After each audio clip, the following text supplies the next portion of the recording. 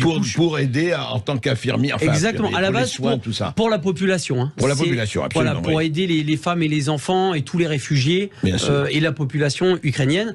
C'était quand vous êtes parti quand Là, je suis revenu il y a une dizaine de jours. D'accord. Donc, et vous avez passé 16 jours. 16 jours, crois, exactement. Ça. Tout à fait, en 2 fois. C'est ça, en 2 fois, c'est ça. Et vous étiez à Kiev, vous étiez où? Enfin, j'ai fait Kiev, Boutcha, le fameux Boutcha où tout le monde parle. Nous, principalement, juste pour rappeler ce qu'on faisait, c'est donc des transports d'équipements médicaux et des médicaments vers des hôpitaux précaires et aussi sur les orphelinats. Parce qu'il y a des orphelinats... Vous avez eu des choses assez terribles, je crois.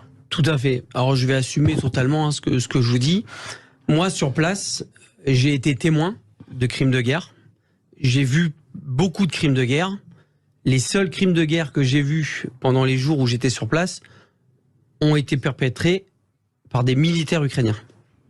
Et non pas par des militaires russes. Ce qui ne veut pas dire... Ce qui ne veut pas dire exactement, j'allais y venir, qu'il n'y a pas de crimes de guerre russes, mais il y en a aussi au niveau ukrainien. Vous avez assisté... Et on n'en parle pas.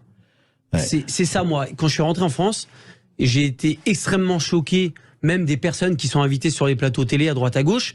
80% de ces personnes-là ne sont pas allées au moment où il y a la guerre et se permettent de parler, etc.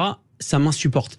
Parce que entre ce que je vois et ce que j'entends sur les plateaux télé et ce que j'ai vu sur place, il y a une autoroute. Pour moi, c'est abominable. Je vais par exemple parler des militaires Azov. Les militaires Azov, à la base... Mais vous avez vu où ils sont partout? Ils sont partout. Ah, pas seulement à Azovstal, ou etc. Même à Lviv. Ils sont même à Lviv, à l'ouest. Ils ont leur scratch, avec vous savez, le beau scratch néo-nazi, ça se tient aussi à le dire.